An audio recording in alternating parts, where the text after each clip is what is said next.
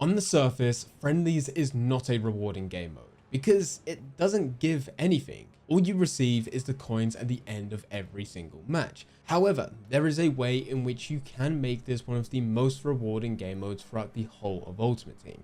In today's video, I'm going to show you exactly how. But before we do get into the video, if you're looking for some cheap, fast and reliable FC24 coins, then there is no better place than U4GM. There is a link in the description down below, and if you use code Fanatic, you'll also get yourself a 5% discount. Thank you U4GM for sponsoring today's video. Now let's get back into it. So as previously mentioned, Friendlies is not rewarding by itself. You will simply go over to Friendlies, select one of the game modes, each of them having different requirements, play your game, and you'll get anywhere between 500 to 900 coins per match. But that is if you finish a full game. There is this somewhat of a secret rule within Friendlies where if you were to score, your opponent is likely to quit. It doesn't happen every single game. It's normally there for those who have played for quite some time because they want to get into Friendlies, they want to do other things with the game mode, and the second that they concede, well, they don't really want to waste the next 10-15 minutes playing the game. So they quit to go into the next one. And we also can't forget that there will be friendly game modes throughout the year, which are more or less golden goal. The second you score, the game is over. But just like what we said within the intro, it can be one of the most rewarding game modes if you link it up to objectives. Now with this, you are relying on EA to release content that is connected to Friendlies and objectives within themselves. But this does happen fairly often. It's a very easy way for EA to set up a specific tournament with its own set requirements based around any promo, and for you to either play or win games, which is normally the requirements for every single challenge. Not to mention that there will still always be challenges which you can go through which don't require you to go through any game mode in particular, so you can just select whatever's available. And that is also one way in which this can be extremely rewarding, because by going into Friendlies, you're able to complete objectives which are there specifically connected to Friendlies. But by going through this, dependent on the players that you use and the challenges which are available at the time, you can stack objectives so that you're completing multiple at once. This is a good thing to do no matter what game mode you go through. It's just a bit easier because Friendlies, they do get those dedicated challenges so you can get a bit more from them, especially when they are a lot more rewarding because, as mentioned, those challenges which require you to play through a certain amount of games or win a certain amount of games can end up rewarding you an 84+ player pack for the final reward, giving you a good chance of getting something good. Now, these rewards are nice to have, but one thing that many people don't talk about is the extremely low barrier to entry, because Friendlies are not like any other game mode. They do not count as games. On your record, they count as games, but they do not take contracts from your players. And because they do not take contracts from your players, it also means that that's one less expense or one less club item as consumables you would need to use on your players, but also you can use lone players. And this is where you're going to want to build a friendly team. This team will only be used for Friendlies, hence the name. The team won't be set in stone, as you will need to constantly change it out dependent on the requirements for each friendly game mode and each tournament.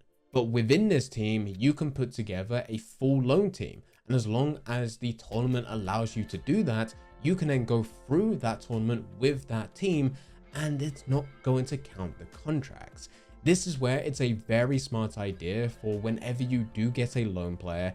Hypothetically, let's say it's someone good, you manage to go and get a Pele for 10 games. For 9 of those games, you want to use him within champions or division rivals, more champions.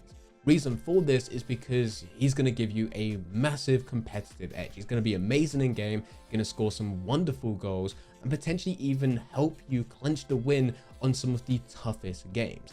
But with that, it's going to give you a competitive edge, and you're going to be able to make more coins, and you're able to get more rewards, and you're able to win more games. But once you get him down to that last game, that is when you take him out of your main team and put him in this friendly team. The reason for this is because with any type of lone player, once you finish all their games, it's done. You can't do anything with them. But even if you were to leave a few games left, for any other game mode within Ultimate Team, you can't do anything with them. You can't put them through SBCs, you don't own them. You can't sell them because they're not tradable. But what you can do is put them in this friendly team and play through game modes which do not count full games. So even though on paper you do not technically own this Pele within this example, by using them within this friendly team and only using that friendly team to go through friendlies as well as moments, you somewhat do own them. You can keep them for the rest of Ultimate Team, all the way until EA decides that, hey, we're not going to support this game anymore,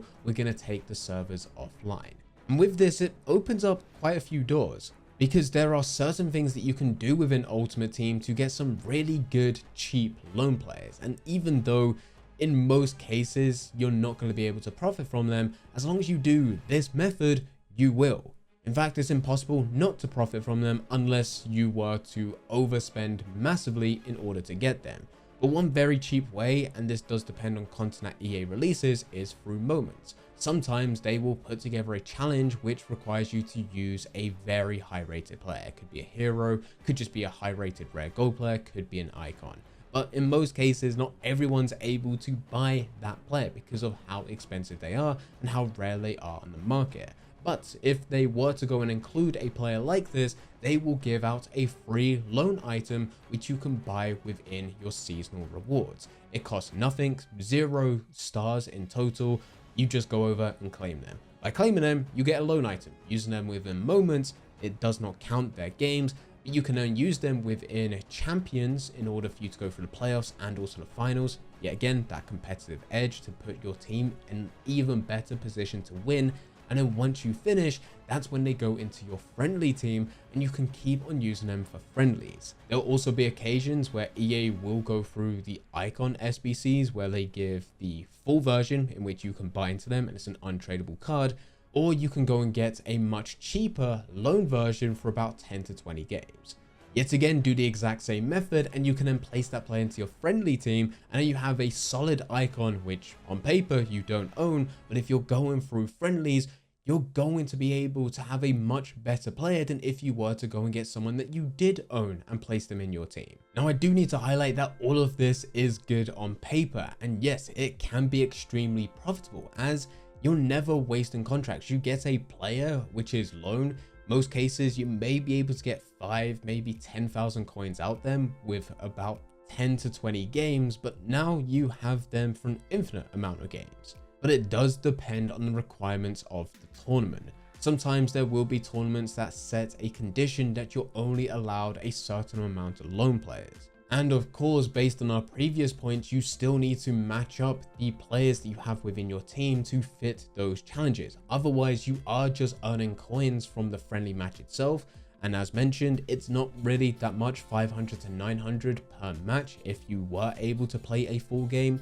But the rewards themselves and the best way to go for this game mode is to go for objectives. So it is somewhat of a balancing act as you go through friendlies, because you want to make sure that you are getting the best rewards for the time that you dedicate to this game mode, but you also want to do it so that you can use loan players, because statistically they are most likely going to be the best players within your club. As EA throws out loan players left, right and center, you have a much higher chance of being able to get a loan Pele than what you would be able to go and get a actual Pele, whether that be untradable or tradable. That's just the way it works. So it's likely if you were to collect all your loan players and go through this process, you can build a much better team than what your actual team is. And the final thing to do with friendlies, and we have left this to the final point because it's something that you should be doing anyway, but just take a simple trading method in between each game. Doesn't need to be anything crazy. In some cases, you may be able to get away with just doing a bronze pack method. By going through the bronze pack method, you'll be able to get coins from the players that you sell on. That'll pay for the pack itself, but then you'll also be able to build your club. It's not going to be the most efficient way ever, but you will be able to get some very good players as you keep on re-rolling those players through other SBCs. My preference is to go with something a bit better that will give you coins for every single player that you sell, so that you can at least make a decent amount of profit, and as time goes on, that coin balance will increase. And it doesn't need to be anything too crazy. You can do a simple bulk bidding for just a few minutes where you get 100 coins profit per player. And you need to aim to win at least 50% of the players that you bid on. So if you max out your watch list, you're getting at least 25 and you should be able to go and sell them within an hour. That'll give you 2,500 coins at the lowest end. If you're able to win more than this, of course, it's going to be more coins, but also if you're able to aim for more profit per player, it's also going to be a lot more coins. So just make sure that you're trading in between every single game. Anyway, this is the correct way to grind friendlies. If you do want to know exactly the best way to grind moments, as there's a lot of crossover between both of these game modes, then I highly recommend clicking the next video on screen. I hope you enjoy.